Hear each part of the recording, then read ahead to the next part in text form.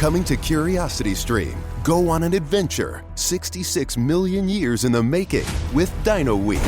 From new discoveries about the dinosaurs we thought we knew, to the mind-blowing species still being unearthed, and the controversial discovery that could rewrite history. Did dinosaurs survive longer than imagined?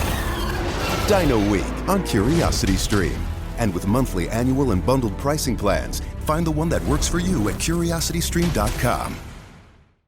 Looking to give back this holiday season? Donate to the Army Historical Foundation. For 40 years, the Army Historical Foundation has ensured our nation never forgets the sacrifices of those who serve. As the Army's nonprofit partner, the foundation constructed the National Museum of the United States Army. The foundation's work also extends beyond the museum's walls, restoring artifacts, touring historic battlefields, and remembering all we owe to America's Army veterans. Donate today at armyhistory.org.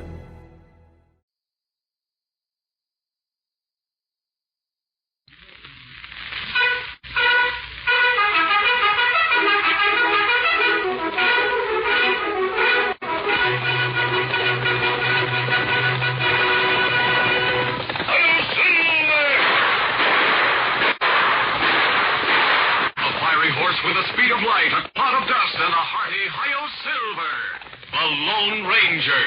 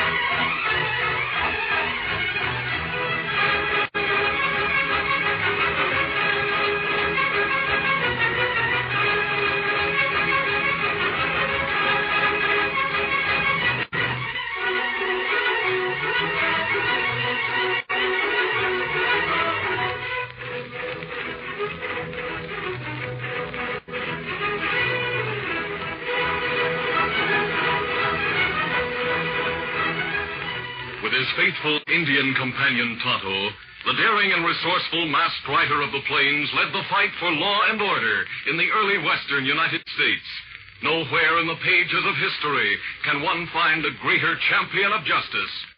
Return with us now to those thrilling days of yesteryear. From out of the past come the thundering hoofbeats of the great horse Silver. The Lone Ranger rides again. Come on, Silver. Let's go, big fellow. I'll Silver. Hi!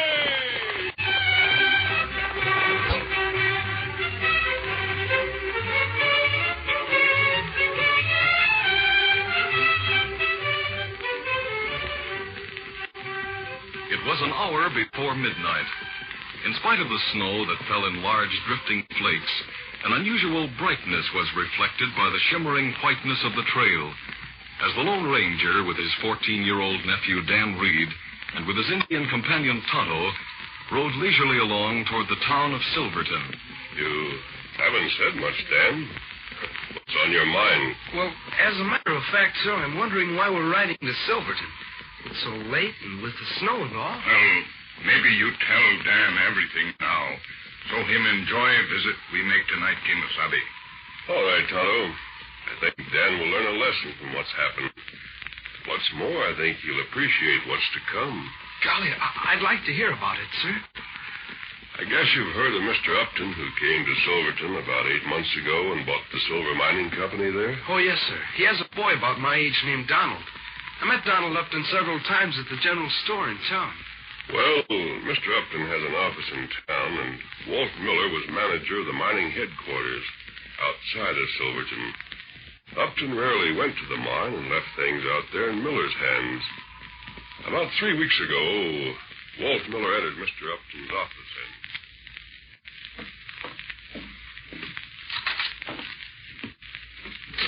Good morning, Walt. I suppose you've come for the payroll. That's right, Mr. Upton. Bill, my clerk here, brought the money over from the bank a while ago.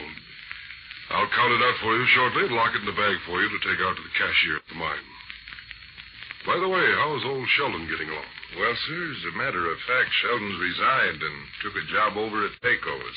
Sheldon resigned? Yes, sir. But I put a new man on last week. Nice chap that Sheldon knew in Stockton. He's a bank teller there. Came there about 6 months ago. Oh, I see. Why did he want to leave the bank? He sure had reason enough. His job pays a lot more for one thing, and he needs money bad. Has a boy about 8 years old, and a wife who's an invalid. Seems a skittish horse threw her a couple of months ago, and she hasn't been able to walk since. Oh, that's too bad. It sure is. Dawson hopes to get enough money someday to pay a good surgeon to examine her and maybe do something for her. Dawson, did you say? Yes, sir, that's the name, Paul Dawson. Live in that rather shabby little house at the east end of town. Paul Dawson, huh? And he went to Stockton about 6 months ago? Yes, sir. Came from St. Louis, I understand. I see. So he's our new cashier out at the mine, huh? Yes, sir. I suppose you'll follow the usual routine with Dawson as you have with Sheldon. Carry the locked bag containing the payroll to him and have him open it with the key I left out there? That's right. You have the only other key to lock it with. As long as you handle the money here and he's responsible for it out there, I'd rather not have a key to the bag. Of course. Well, I'll get the money from the safe. I hope that fellow's trustworthy, since he's so badly in need of cash. Well, I'm sure he is, Mr. Upton. Well, here's the cash. Put the bag on my desk and open it up. All right. There it is. Cash is tied up as usual in bundles of $500 each. Here are 11 bundles to make the necessary $5,500 for the payroll. I'll put them in. There's one bundle, 2, 3, 4. Upton slowly counted the bundles of cash as he put them in the small black bag under the watchful eyes of Walt Miller. Finally, all 11 bundles were in the bag. Then, Mr. Upton closed the bag and reached into his pocket for the key. He spoke to Miller. By the way, Walt, step into the back office and tell Bill I want him to ride out to the mine with you. I've heard of outlaws in the vicinity. Gosh, in that case, I'll be glad to have him go. I'll get him. Glad Bill's coming with me. Wouldn't like to get robbed on the way. Golly, did outlaws hold them up on the way? So then, they arrived at the mine headquarters safely. Turned the bag over to the cashier, Paul Dawson. Bill went back to town, and Walt left Paul alone in the headquarters office to make up the payroll. A little later, Walt returned to the mining office.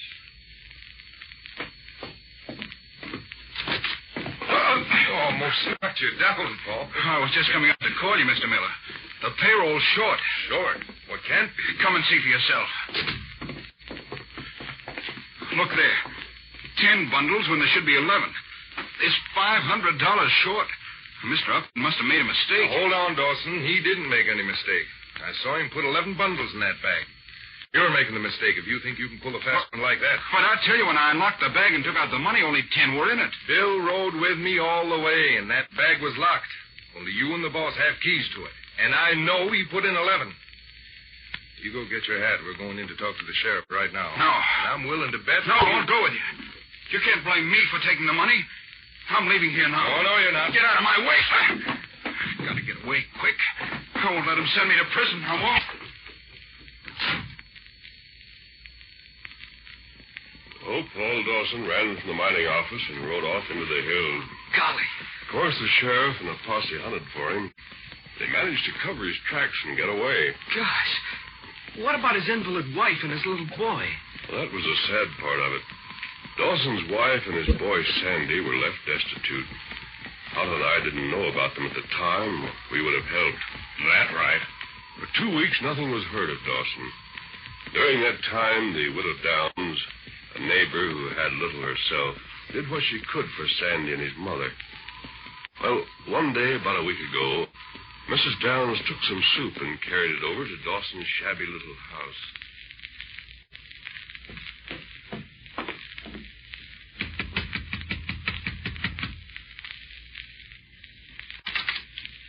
Good morning, Sandy.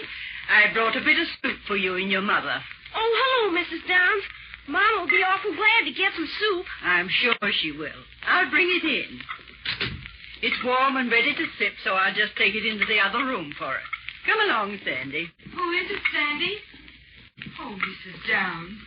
How nice of you to come over. Here's a bit of soup that'll warm you up, my dear. I'd rather Sandy had it, if you don't mind. Oh, I'm not very hungry, Mama. You take it. Now, that's enough for both. Sandy, lad, bring another bowl like a good boy. Golly, yes. Oh, bless his heart. Another week and Christmas will be here, Mrs. Downs. It isn't fair for a young child to face such a bare, drab Christmas as Sandy will have to go through. I know Paul didn't steal that money. I thought that somehow he'd get to us. That he'd... Mrs. Downs. You want to ask me something? Yes. Could you take Sandy to the general store? They'll have a bit of tinsel or other trimming hanging about for him to see. Would you mind? Gosh, I'd like to go. Of course I'll take him. We'll go there right now. And while we're gone, Mrs. Dawson, you can take your soup. Have your soup first, Sandy. Then we'll walk down to the general store. So the kindly Mrs. Downs took Sandy with her to the store so he could see the meager trimmings the storekeeper put up for the holidays. Oh, gosh. Like any small boy of 8, he forgot his troubles when they got there and enjoyed the holiday atmosphere. But the event was spoiled for Sandy when Donald Upton, a few years older than he, entered the store and came over to speak to Sandy. Hello. You're that Dawson kid, aren't you? Uh-huh. I'll bet you're not going to have a Christmas tree. My father's getting a big one with lots of trimmings, too. Maybe I'll have one, too. I suppose you think Santa Claus will bring you one. Is that it? My mother says that the real Santa Claus is the spirit of the Christ child that makes people want to give gifts because Christmas is his birthday. And if everyone does right and wishes hard enough, the wishes might come true for Christmas. So there. Oh, you know what I think? See here, Donald Upton, you've said enough. Sandy, lad, there's a little pine in my yard, and we'll cut that down for a Christmas tree for you. Golly, I feel sorry for little Sandy. Todd and I did, too, when we heard about it later. That's right. Well, a few days ago, Tonto and I, who'd been hunting for Paul Dawson without success, had a bit of luck. We rode near Eagle Canyon, and Tonto noticed a thin column of smoke rising from back up the canyon. We rode up there and saw a deserted prospector's cabin. Leaving our horses, we approached cautiously on foot and sneaked open the door. We saw a man asleep on a cot against the far wall. There, man, sleeping on cot. Back yonder, Kimasabi. Yes. He must be worn out with fatigue not to have heard us come in. Let's look. Kimasabi, that looked like Dawson. Me see him once at mine. Get your gun handy. I'll waken him. Dawson. Dawson, wake up.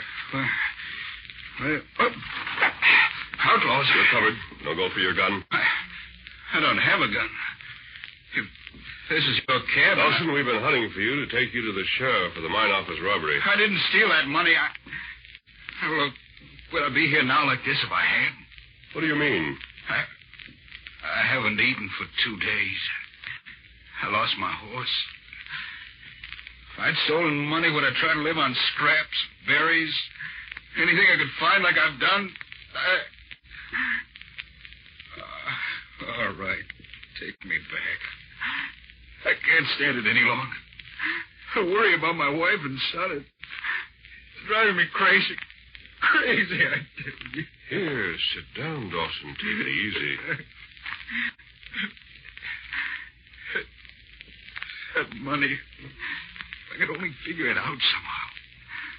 Only Upton and I had keys to the bank. But he's rich. Why would he want to take it? He'd know I'd get the blame. Does Upton know you, Paul? Not that I know of. I've never even seen the man. The only Upton I knew was back in St. Louis. He was a doctor, well-to-do surgeon. He had reason to hate me, but he left St. Louis. I haven't heard of him since.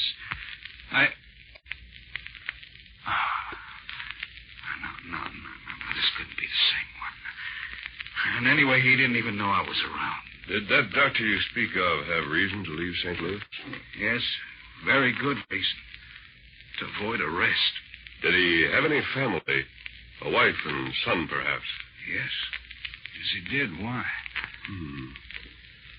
Paul, after you answer a few more questions, I think I will take you back to town to prove that you didn't steal that money after all.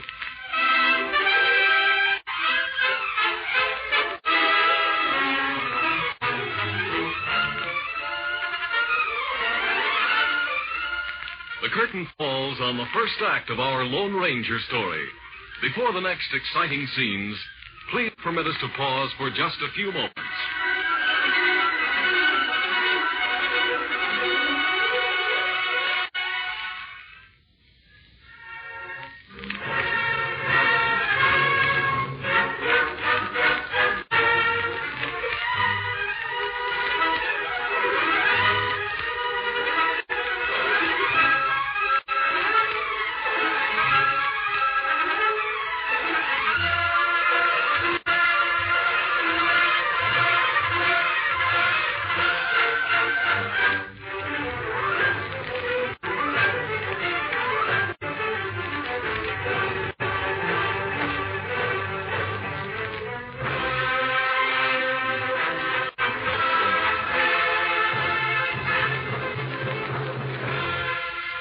Now, to continue our story.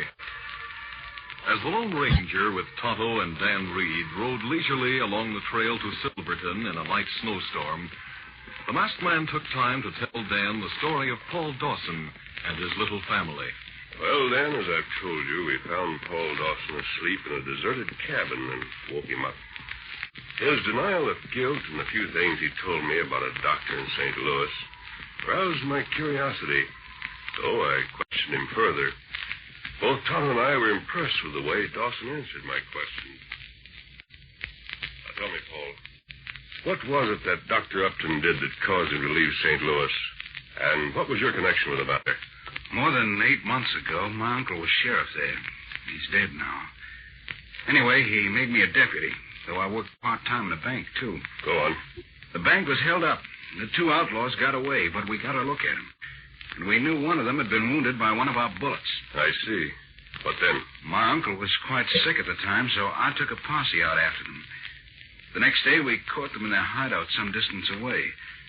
The wounded outlaw's shoulder had been treated by a doctor and properly bandaged, as we could readily tell. Yes, I understand. Go on. They both swore that the well-known surgeon, Dr. Upton, had fixed the wound, but that he demanded $1,000 of the stolen money for doing it, promising that he'd send them out of town in his own carriage. That's not good. Anyway, I delayed getting out a warrant out for Upton's arrest for a while. The outlaw's story rang true, and someone had seen the doctor's carriage going out of town over the route they had taken. That's interesting. Well, finally, I went to Dr. Upton's house myself. But someone had tipped him off, and he had left town. That was proof of guilt? No, wait, let me finish. His wife and son, Donald, stayed on in the fine big house for a while. Then she quietly sold it to some Easterner. Just as quietly left St. Louis to join a doctor someplace. Oh, what then? The outlaws came up for trial. They were sentenced to hang. Just before the hanging, they confessed that the doctor didn't know they were outlaws at all, and that he didn't demand the money they said he did. Then why didn't he stay to defend himself? Everyone was bitter against him at the time. I guess he felt he didn't have a chance. I'm in a position to know how he felt now. That's right. I had no way of contacting him to let him know. Then when my uncle died 3 months ago, I brought my wife and son out to Stockton and took a job in the bank. A few weeks ago, I got the job at the mine office. That's all there is to it. I see. Then, still thinking that you might be after him, Dr. Upton would do what he could to prevent you from disclosing his identity. At least until after he could put you in such a position that no one would believe whatever you might have said against him.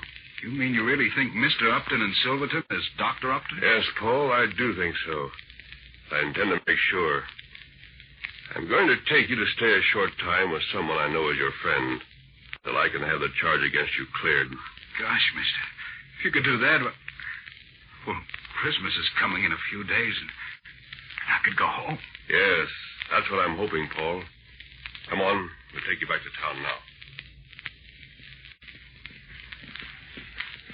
Golly, did you get things cleared up like you wanted to, sir? I'm coming to that, Dan. Todd and I left Paul with Mrs. Downs. That night before last, I went to Upton's house. I waited until I knew he was sitting up alone. Then I went to the door.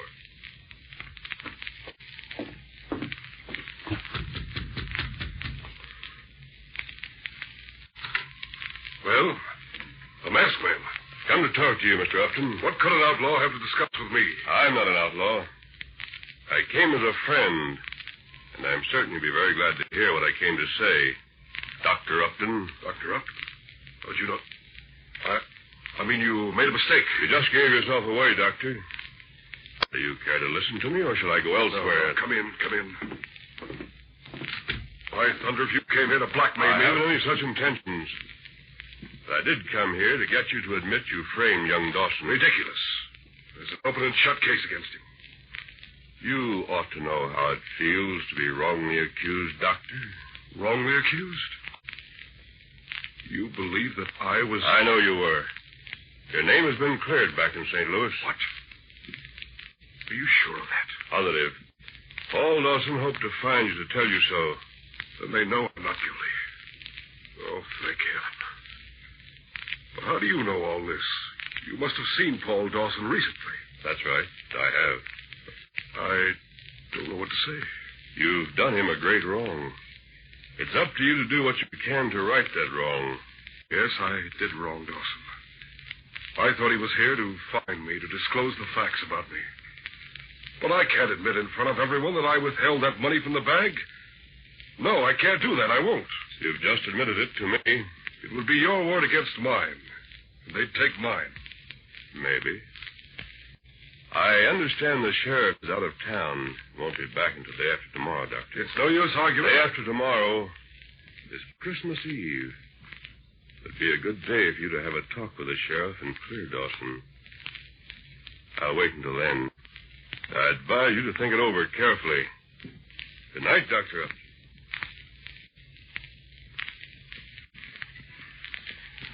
Gosh, did Dr. Upton go to the sheriff? Yes, he did, Dan. And the charges against Paul Dawson were dropped. Mr. Upton explained that he had withheld the money. And I told Paul, you can imagine how he felt. Well, this is Christmas Eve. Just after dark, I took Mrs. Downs and Paul Dawson to Paul's house. When we reached the front porch, we found Dr. Upton waiting. Neither he nor Paul spoke a word. I whispered to them to follow me. Mrs. Downs had told me that Sandy's scraggly little pine tree was up in the front room, and that she and Sandy had trimmed it with bows made of bits of ribbon or little balls of cotton. I'd mentally compared it with a big glittering tree I'd seen at Upton's. We quietly opened the door to the darkened room. Sandy had brought a blanket and spread it close to the tree to sleep on. As we tiptoed in and stood just inside, we saw Sandy's figure kneeling near the tree. We listened. My little Christmas tree is better than any of them. And thank you, Dad, for sending it to me. And please, God, let your spirit of Christmas make my mom well again. Don't bother about a present for me, except only send back my daddy. Donald Upton said there wasn't any Santa Claus, but I know there is, because he's the spirit of the Christ child that makes folks want to give. So please, see that I get what I asked for just now. Amen. Sandy spoke his childish prayer. A moonbeam broke through the clouds and entered the window. It was like a small spotlight from the heavens, touching the little tree and sparkling in the ribbon bows. Then Paul spoke softly, brokenly. Sandy, I've come home. Daddy! Oh, Daddy! My boy. I knew you'd come. I knew I'd get my wish. Oh, Bless Sandy. his trusting little heart. That little tree. It seemed to be touched with the whole spirit of Christmas. And why not, Mr. Upton? A little touch of hope and love went into every little bow on its branches, each one made by Sandy's own hands. Sandy? Who's out there? I'm coming, Mama. Come on, everybody. Turn up the lamp, son, so I can see who's with you. I'll turn it up, Dora. Paul! Oh, Paul, you've come back to us. Yes. And to stay, honey. Oh, everything's all right now. I've been cleared.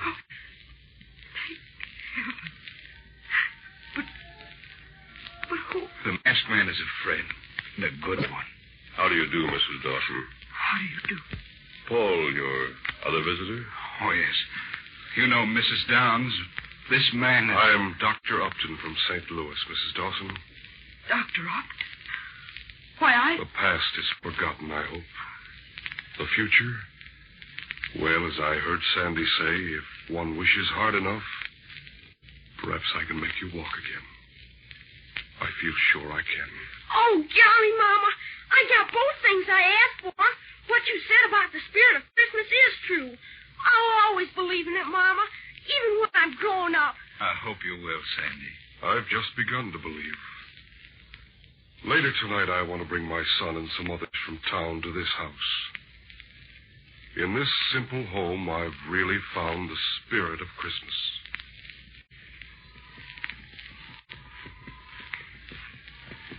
That's the story, Dan. Now, there's Dawson's place just ahead. We'll ride close to the window and find out if Dr. Upton did return with the townsman he said he was bringing. Here we are. Hold it. Easy. Steady, big fella. Yes, I can see them in there. Look, Dan. There's Dr. Upton holding Sandy in his arms, see? Oh, gosh. He sure looks happy. And he's singing with the others, too. Me like your Christmas singing. Well, they seem so happy, you know. With the snow falling and the singing. I feel sort of different inside. Like they said they did. I like to believe, Dan, that the spirit of the Christ child is the spirit of Christmas. For these people have found it among the humble surroundings here, just as the shepherds and the wise men found it in even more humble surroundings. A little stable in Bethlehem.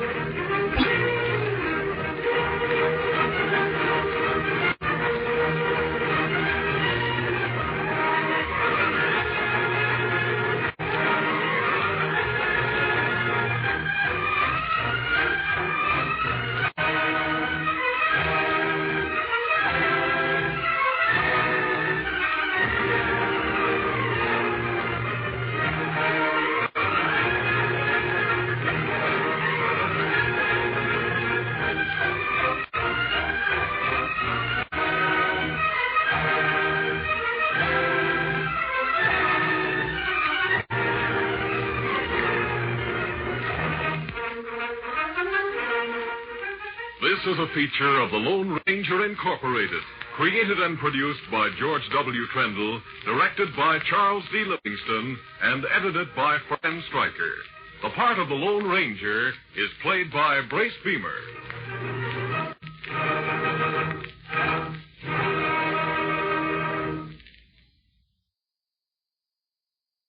The United States Border Patrol has exciting and rewarding career opportunities with the nation's largest law enforcement organization. Border Patrol agents enjoy great pay, outstanding federal benefits, and up to $20,000 in recruitment incentives. If you are looking for a way to serve something greater than yourself, consider the U.S. Border Patrol. Learn more online at cbp.gov/careers/USBP. That's cbp.gov/careers/USBP. Lucky Land Casino, asking people, what's the weirdest place you've gotten lucky? Lucky? In line at the deli, I guess? Aha, in my dentist's office. More than once, actually. Do I have to say? Yes, you do. In the car before my kids' PTA meeting. Really? Yes. Excuse me, what's the weirdest place you've gotten lucky? I never win and tell. Well, there you have it. You can get lucky anywhere, playing at LuckyLandSlots.com. Play for free right now. Are you feeling lucky? No purchase necessary. Void where prohibited by law. 18+. Terms and conditions apply. See website for details.